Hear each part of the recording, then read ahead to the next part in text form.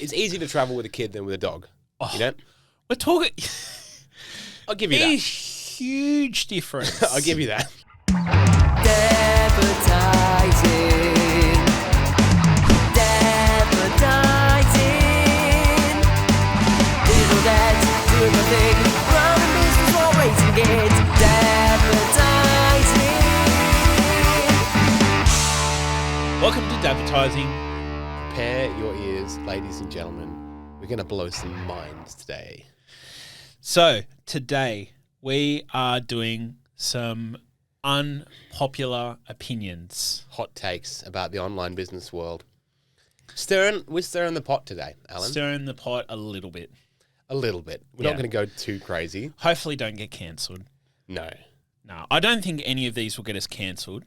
These aren't cancelable offences because none of them, I believe, are to do with... I remember mine. You don't need He's the always book. passes the notebook to me. Oh, I think so. Sometimes. All right, so you don't have the memory like I do. I actually need the book. Yeah, that's all good. It's all Okay. good. But none of if you really, really attach yourself to any business mentality, probably, then you need to think about that. Yeah.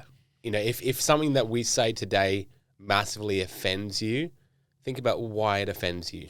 Because we're not talking about anyone's identity or anyone's personality traits. This is all just things that we feel about the business world. That's actually, it is a very good point.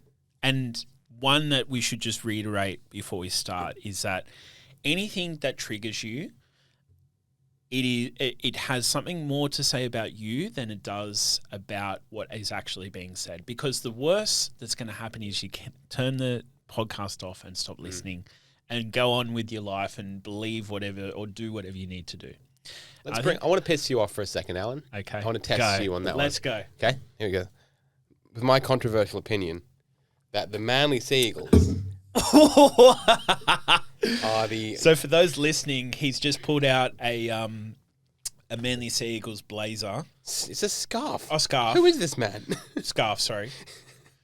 It's even got the new logo on it. Hot take. Hot take. Alan Howle doesn't know the difference between a blazer and a scarf. Yeah. There you go. I'm wearing this for the whole episode. Fuck, if I knew, I would have brought mine. Manly Anyway. hates you too, Alan. Manly, everyone hates Manly. Well, that's the bumper sticker that we all Yeah. have. Manly hates you too. Yeah, there you go. We have very disparate opinions on football. Unfortunately, we're in Brookvale as well. Hell That's yeah. the worst part. Yeah, but Cloudy Brookvale. the season has begun. Well, by the time No, this airs, yeah, it will have begun. It will have begun. And we'll have to see what the attitude's like. The energy in the room is like, Yeah. you know, on the next filming session. I'm looking forward. Are we still going to catch up at a footy game? We'll have to. Yeah. Yeah. Have to. We'll have to. I'm honestly, I'm scared to go to Penrith, but I think if you will, I'll look after you. thanks, man. No, I don't think I've ever been to Penrith. Yeah. There's Yeah. plenty of parking around, unlike here. That is good. It is really tricky to park for a Seagulls game, even though the Yes. stadium's got like 10,000 seats. It's Yes. really tough. Yeah. So, but let's talk about the hot takes today, man. All right. Do you want to kick us off? Since you've got such a good memory. Yeah. Okay. Well, the first thing that I will never stop saying, Yeah. I will wave this banner. I will die on this hill. LinkedIn is the seventh circle of hell. I'll go even further to say that LinkedIn, in Dante's Inferno, the seventh circle of hell is reserved for violence. The eighth circle is reserved for fraud. I think LinkedIn is the eighth circle of hell because it is such a big bubbling pot of just self-congratulating nonsense. You know the best part about this is you literally posted on LinkedIn yesterday. I post on LinkedIn. I don't want to. Yeah. You actively take part in the eighth circle of hell. Yeah. How many things do we do that we hate? Does anyone enjoy paying the fucking ATO taxes? True. That's a scam. Got me there. you know? Okay. How many things do we have to do? You don't It like works though. LinkedIn works. Does it? Has it not worked for you? I don't try. Yeah. Okay. I know it works for you. Yeah. It works for you.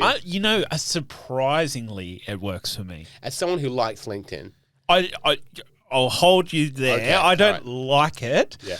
And I definitely see why you take the notion you do.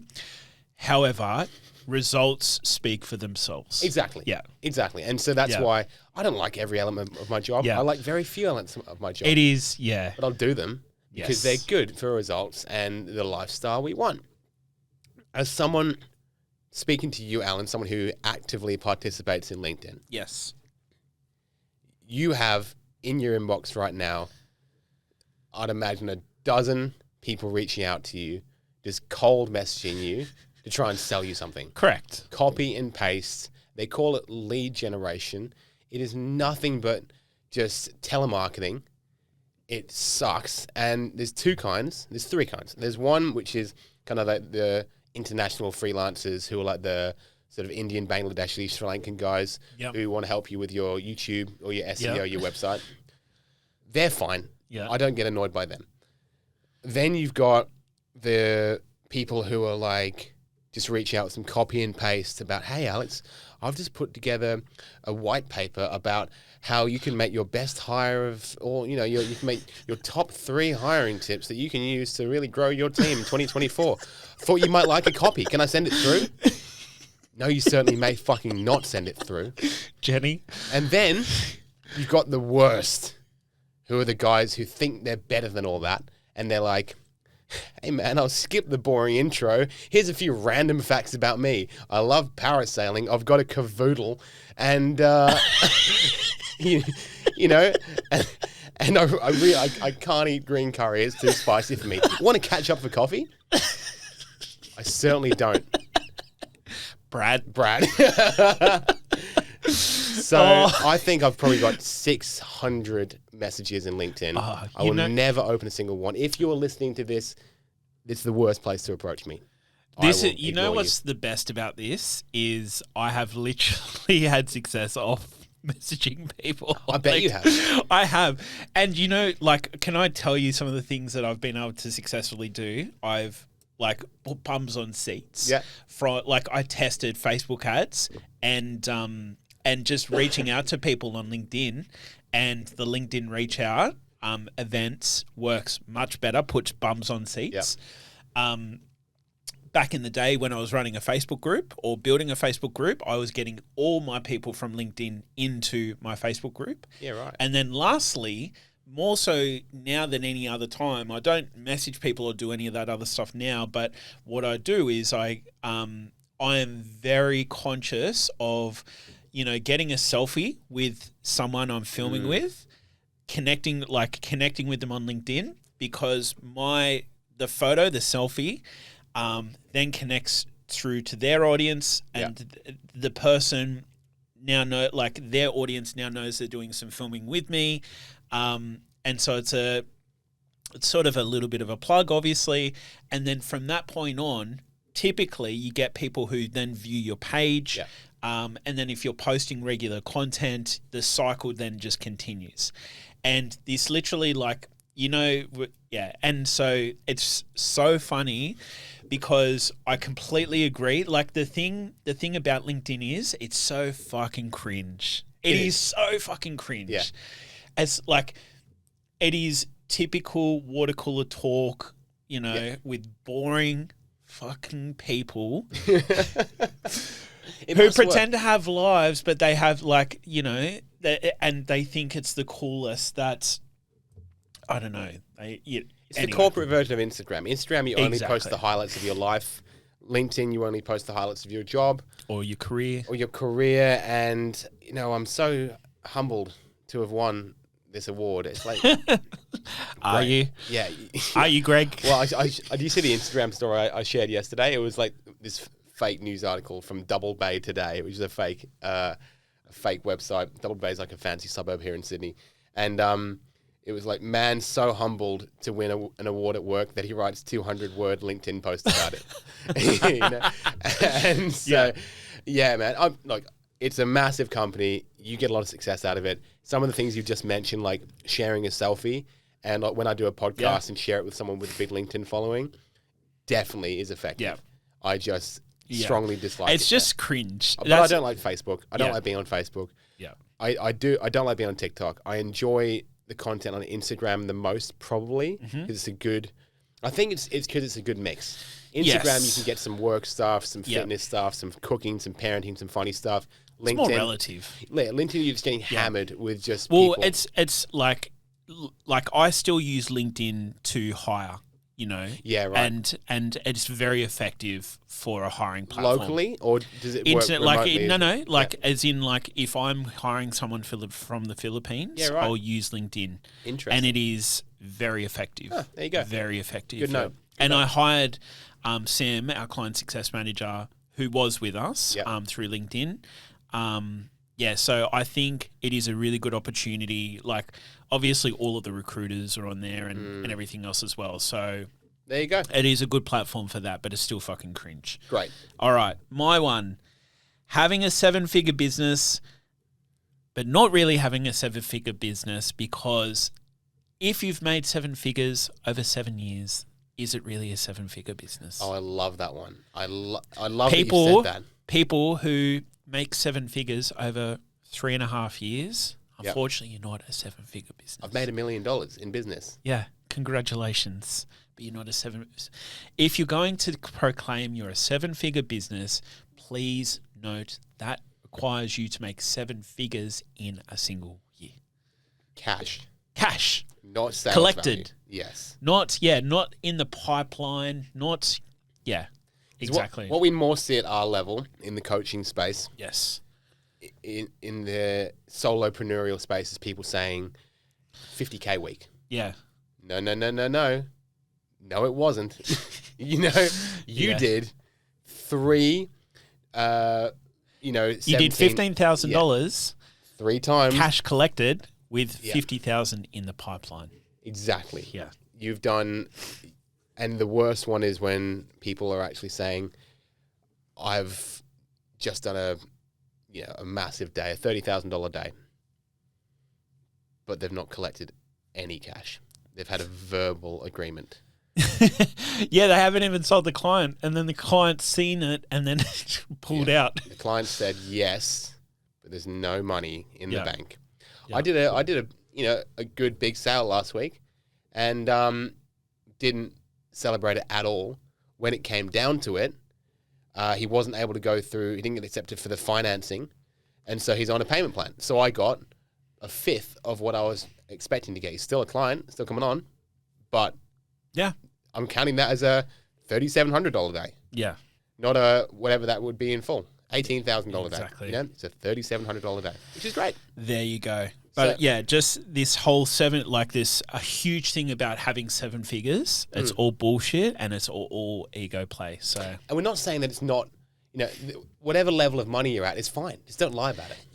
correct. You know? But correct. And look, obviously people aspire to have $1 million business and all those other things. But I think it's a completely different topic anyway. It's a fucking ego drive, and having 7 figures does not mean your business is better. No. Exactly. Because what's it costing you? What's your lifestyle Yeah. like? What's your What, happiness like? You know what's a flex? Actually making 7 figures in profit, or doing having time, actually having the things that matter and are important. So anyway, this is getting a little bit off topic. Each one of these hot takes is a podcast in itself. Yeah, I reckon. All right, next for you. The next one for me. Like a reminder. Well, I wrote down a few, didn't I? So I think that let's. This one here. Yeah. yeah, Yeah, it's good though. I like this one. This is not so much of a hot business take, but it's something that we hear all the time. Yes.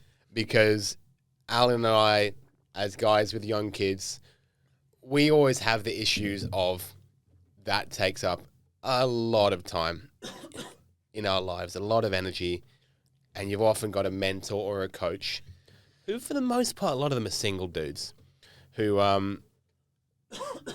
they will suggest that you do more in the evenings, and you're like, I can't literally do that much work after 4 p.m. because of the kids, and they will say the ever more annoying line, I don't have kids, but I've got a dog, so I know what it's like. I'm calling out Scott Weddell by name because he said this to me, because he is, and I can say because he's one of my favorite people in the world. Okay. And he's changed my life irreversibly, and I'm so grateful for him. But he said those words to me once, and I was like, you don't know what it's like at all. Dogs are tough. It's easier to travel with a kid than with a dog. You know? We're talking... I'll give you that. Huge difference. I'll give you that. Yeah. But No. dogs are not the same as No. Especially you've got twins. Like, nah. having 2 dogs rather than, I will say, to compare my children to dogs, having 2 kids, same age, probably easier than having 1 toddler. In this sense, if you are leaving your dogs alone in the house, 1 dog might chew up the furniture, 2 dogs can keep each other company. Yeah. Now that my girls are 3, they can play together. And it's like, if you're at home with them, you don't have to be on the entire time doing like dramatic play with one of them. Exactly. They can do their own thing. But yeah, I think that there needs to be some sort of training, some mandatory training, because I love government mandates, for single people who are coaching people with kids. Yeah. to know what it's like. Yeah. Just give them like a robotic AI toddler for 24 hours and then say, run your business, bitch. Yeah. Well, even leave your kid with that person for even a few hours and just like questions, food, Question. yeah. Oh my Crying. God. Something's not, the Wi-Fi's not working. Yeah. Anything, depending on their age, anything and everything. Fixing right? it. Yes, exactly.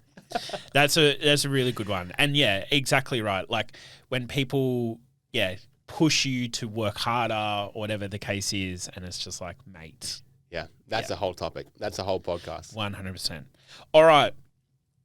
This is off the back of some of the conversations that I have with people who typically don't proceed with doing video content, and it's for this reason. You have to have a soul for people to resonate with your content. So I like the way you've worded this.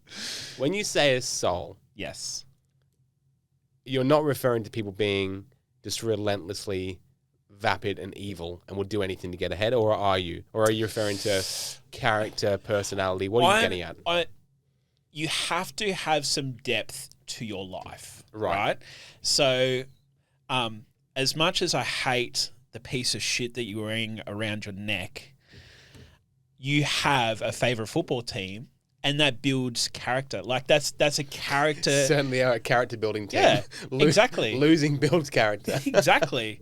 But like there's you're more than just Alex Morris from To the Moon Digital. Yeah. You have a football team, you've got kids, you like cooking. There's so many different elements about you as well. Unfortunately, you follow a shit football team. But that's all they're all characteristics, and they give you depth. It gives you what I'm trying to say is, when I speak to a lot of people, especially, people who have made real wealth in the property market, and they come to me and go, Alan, I want to create some content. I want to, have 10,000 followers by this point, blah, blah, blah, blah, blah, blah. And then I start to go, cool. So tell me more about what it is that you do. And then I start to ask about how did you get into this? And I was like, what do you mean? It's like, well, how did you start your business? Or just, and there's no depth. Right. There's no depth to their story. They part of it is communication, learning how to communicate and be able to share your story. But there's another element of people if you want people to follow you and resonate with you, you have to have something of substance for people to connect with or resonate to. Right. And so, obviously when I'm referring to a soul, it's more or less just having depth, having something to talk about, having something to hate someone for or like someone for or whatever the case is. Yeah. You don't always, and those elements make people interesting, Yeah. And so someone who you could easily even take Donald Trump, Yep. Like you either like he's a character you either love or hate. Yep. Like, and there is very rarely anyone who sits on the fence Yeah. with about, who your opinion with him. And so maybe like obviously not to that extent, but you almost need to stand for something. You can't just sit behind the scenes. And this is where it's important, when it comes to content, really having something of emphasis, having some depth to your message and a purpose and a reason and things like that. Well, like Gary Vee. Yeah. Gary Vee, just the goat of all of this stuff. He used to talk about, just solely posting content, that sort of thing. And then it was just NFTs and whatever. But he's always got the thing. He loves the New York Knicks. No, the Giants. The Jets. The Jets, sorry. Jets. Jets. And I think he likes the Knicks basketball and the New York Jets. He loves baseball cards. He loves garage sales. And his goal of buying the Jets as well. He loves wine. He's got the goal of buying the Jets. He's got those things. You see into his life a little bit, his personality a lot. Grant Cardone, he's interesting because he tells you about his past of how he was a drug addict and he got beaten up for owing people money for drugs. And he tells us stories about how when his father died, his mum had no money and she was just like playing defense the whole time. And that's interesting stuff for a guy who just talks about making money the whole time. Yeah. Interesting stuff. I think those, obviously, both very charismatic guys, but a sense of personal, you got to give more than just exactly. numbers. You've just got to give, like, there's more to life than just the thing that you do.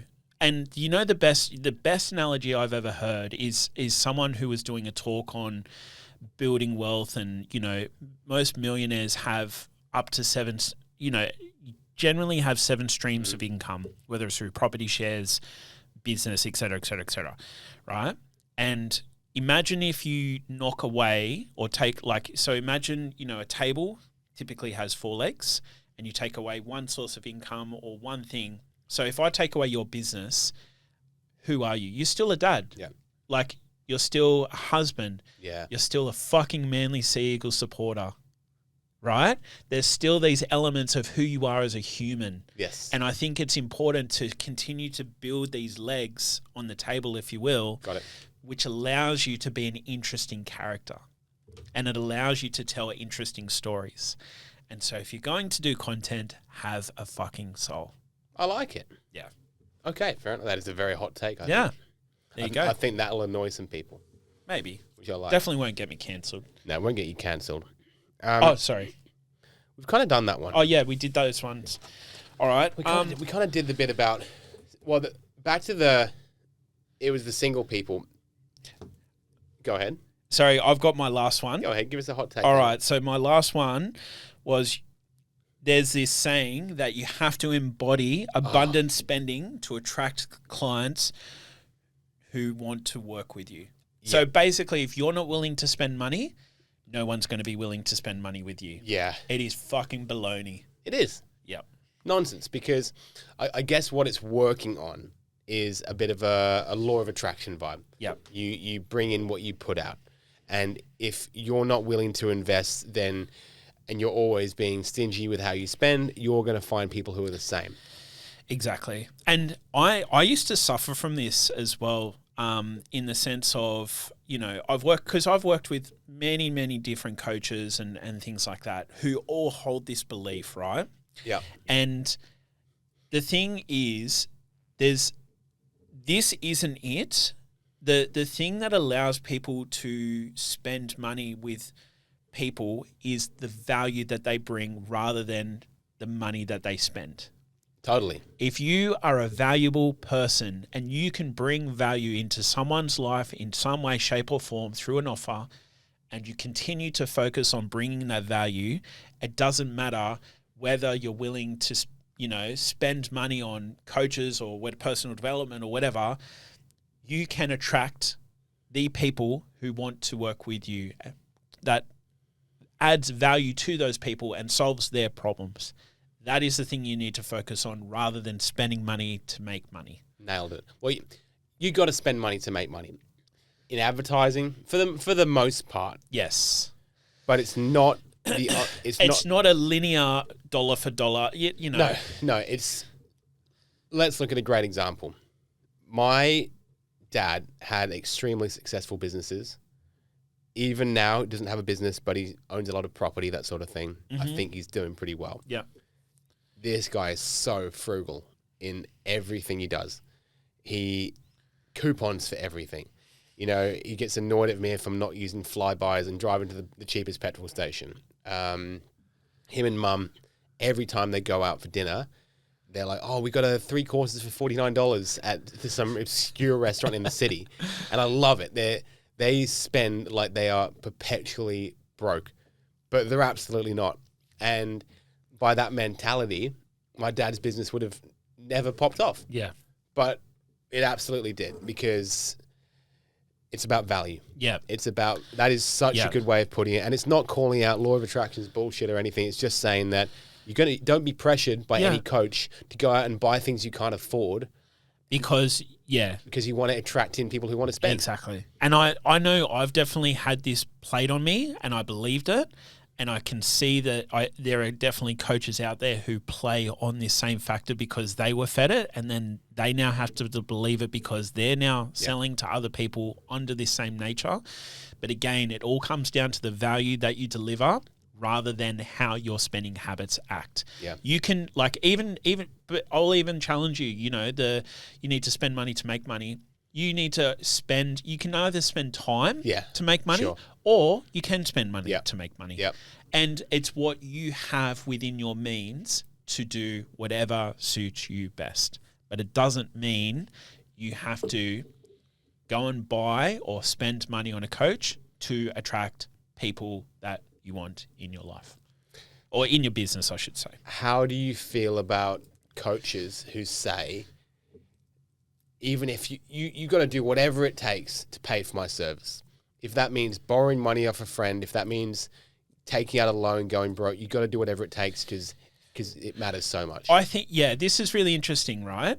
Because this all, like what we're talking about here is a sales tactic, right? Because what people will typically do on what sometimes will happen is on a sales call, people will go through and so give me they'll ask you for a rating, like out of 10, how bad do you want this? How bad do you want this outcome? 10, Alan. 10. I need it right now. Like they've staged this call to a point where you've realized and verbalized all of your pains, your problems. Yeah. You're focusing. You're in this state of like, my nervous system is not right now. Can you please give me an outcome? And it's like, it's okay, Alex. I've got the outcome. Yep. Buy my $9,000 or whatever it is. Now, so the question was, how do I feel about people who say this? The first thing is, if someone you can typically smell someone who has a sales script or, some sort of sleek sales process that they're taking you through. Now, I'm not everyone, but for me, it immediately comes up on my radar. And I think it's because also the way that I do business is very genuine. Like, if someone is not a fit, if someone financially cannot do it, and if they don't want to, I'm not going to ask for a rating. I'm going to ask, do you actually want to do this or not? It's a yes or no answer. Yeah. And they may want to do it, but they can't afford it. So is there a way that we can work collaboratively so that you can afford it? If there's not, let's talk again later. Or we do have some finance options, but if that doesn't work either, unfortunately, we're going to have to park it right now. And so for me, it is all about being congruent, holding integrity, and really making sure that the person that is on the other end of the phone, whether it's a sales call or whatever, actually genuinely wants what you have to offer, rather than I took them through a really slick sales process and now they're in this really deep, dark place where they have to buy my shit. Yeah, there's an argument for selling, and then there's a line. Yeah. I turned a guy down on Monday who came to me last week. He said he was in a really tough position with business. I told him that this is not a good thing to do right now. I was like, here's what I would do. Half an hour on the phone with him, give him some advice, and lost a sale. But it wouldn't have been a fun partnership because he was so in the shit. And I think that when you can do that, to have the confidence to say, you shouldn't be working with me right now, people actually really do appreciate that, because your integrity goes up, your 100%. reputation goes up, karma comes back, whatever you believe. To be told no by the person you're trying to buy off is a great thing. I want to give you a story, right? And so one of the things that I now do with my calls is I don't actively try and push people away, but any sense of like, this might not actually be a right fit, I push on it as much as I possibly can, because if you don't identify it in the sales call, it will be identified day 1, day 100. It will be there at some stage. And if you don't address it then, it will come back to bite you in the fucking ass later. Yep. Right? So I've learned this, and I literally had a guy who, beginning of the year, he rang me, we had a really good chat, and then he goes to me, look, I'm probably going to shop around, get 3 other people's quotes, blah, blah, blah. And I said, not a problem. He goes, is there anything else that I should ask? And I was like, to be honest with you, I'm not really sure what I should ask. It doesn't even sound like you're interested. He goes, why? What makes you say that? And I was like, you wouldn't be telling me that I need to go and shop around for 3 other people if you really felt like I could help you and offer. So either I haven't answered questions that you have outstanding, or this just isn't a right fit. And he goes, well, can I ask like what should be some of the questions I should ask? I was like, to be honest with you, if I was in your shoes, I'd ask, how can you help me? How can you help bring out the very best in me so I have the very best content on social media? And he's like, whoa, okay, can you answer? And I did. And then he said, all right, look, I'm still going to shop around. And I was like, not a problem. Like, to be honest with you, I still like, and I didn't, like, I respectfully let him go and said, okay, like, just do you. And then a week later, he called back and he goes, to be honest with you, I haven't called anyone else. I know that, like, and I wasn't, like, put it this way, the call ended where I was like, maybe I pushed him a little bit too far. But I spoke my truth. And when he called back, like, we're now working together. And he said to me, I really respect what you said, because I actually worked with a videographer. We did a video sales letter and it was shit. Like, it was just, it felt like a piece of AI that just got spat out. There was no, it wasn't using words that I use. And I go, I can tell, that played a huge part in what was happening and everything else as well. So, yeah, that's a really cool story. Good job, man. Good job. So we've spat some hot takes. We've said some stuff that maybe sound controversial, but at the end of the day, I think it comes down to whatever works for you is the best thing for you. But all of this, I think the underlying theme was being authentic. Just being authentic, yeah. Just being you. I dislike the inauthenticity of LinkedIn. Yeah. You dislike when people are trying to just get followers for the sake of it, but they can't offer any depth to it. And then in the sales and money reporting space, we just want people to be honest. Yeah. And if you don't... Be genuine. Kind of like, if you don't have to say, I'm in a shit place financially, just don't say it at all. But don't say you're in a great place. Like parents say, if you've got nothing nice to say, don't say nothing. I think it applies to this, yeah. If you've got nothing to brag about, don't make up brags. Yeah. So... just be you. That's all we can hope to do on this show, Alan, because we are not here as 2 guys who have achieved it all. We are in the thick of it, day by day, at home, at work. Our friendship's on the rocks because of how late you were to the podcast today. Your camera's still good. My camera's gone now. So we can't see you right now at all? No, the battery's dead. Well, maybe the audience will love that. Yeah. You are welcome. Alan's still here, but I guess we'll end it there then if we can't see Alan. So, mate, great to talk to you today. Great to talk. And For all of those listening, if you've enjoyed the episode, make sure to give us a positive rating, not a negative one. Can't stress that enough. Please.